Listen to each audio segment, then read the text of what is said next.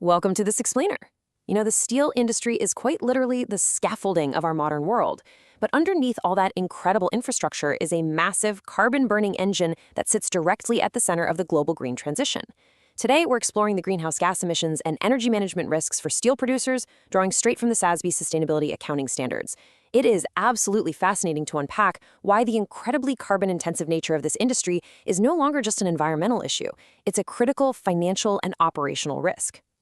Here's our roadmap for today. We'll kick things off with the carbon heavyweight, look at steel's massive energy appetite, dive into the financial and regulatory risks, and finally, wrap up with strategies for a greener future. All right, Section 1, the carbon heavyweight, the scale of the footprint. So I found this number absolutely fascinating. 7.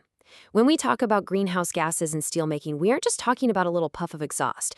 We are talking about massive amounts of direct emissions, mostly carbon dioxide and methane, coming right from the production processes and the fuel burned on site. Under the SASB framework, these companies are actually evaluated on their gross global emissions across all 7 of the major greenhouse gases covered by the Kyoto Protocol. It's a wildly carbon-intensive process. Which brings us to a really crucial term, Scope 1 emissions. Essentially, these are the direct emissions coming from stationary or mobile sources. Think production facilities and burning fuel right there on the property. What blew my mind is that even with all the tech upgrades over the decades, steel is still intensely carbon heavy compared to almost anything else out there. Because of this, these Scope 1 emissions are the central metric. Specifically, SASB calls it EMS 110A1. It's exactly what investors and regulators are constantly watching to figure out a company's real risk exposure. Moving right along to Section 2, steel's massive energy appetite. Let's look at the drivers of this carbon. To really grasp this risk, we have to look at how steel is actually made. There is a core operational divide in the industry right now, splitting raw steel production into 2 completely different camps: the basic oxygen furnace processes and the electric arc furnace processes. Think of it like 2 totally different engines. It's essentially the old guard versus the new wave. The basic oxygen furnace, or BOF, is your traditional method. It takes raw iron ore as an input and burns an absolute ton of fossil fuels right there on site to make it work. On the flip side, you've got the electric arc furnace, or EAF. This method mostly melts down scrap steel and relies heavily on electricity purchased from the grid. So the choice a company makes between these 2 furnaces, it completely dictates whether they're hooked on direct fossil fuels or the electrical grid, which literally shapes their entire emissions profile. Let's zoom in on that fuel equation for a second. Under the SASB energy management metric, producers have to break down exactly what fuel they are consuming.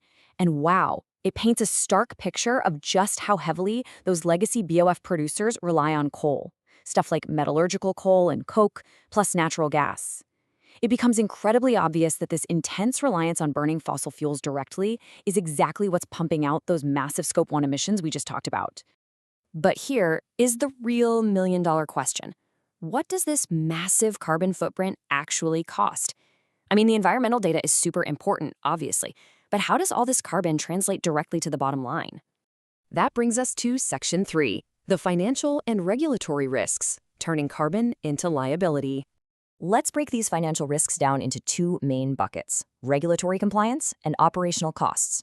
Now, historically, having access to cheap energy was a huge competitive advantage in steelmaking.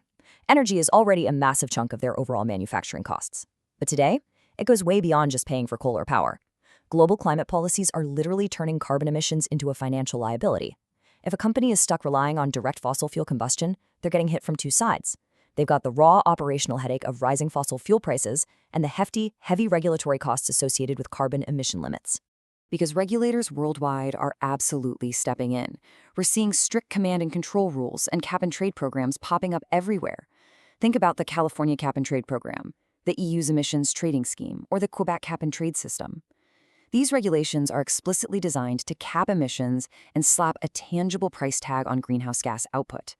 For a steel producer that's heavily dependent on burning fossil fuels on site, these regulations make that reliance wildly expensive. And corporate reporting takes this incredibly seriously. Under SASB standard EMIS 110A.1, companies can't just report their total emissions and call it a day. They actually have to disclose the exact percentage of their global Scope 1 emissions that fall under these strict regulations. This is huge because it directly exposes a company's financial risk. Think about it. If a massive chunk of your emissions is regulated by cap-and-trade systems, your compliance costs are going to eat right into your profitability. Okay, let's head into Section 4, Strategies for a Greener Future, Managing Risks.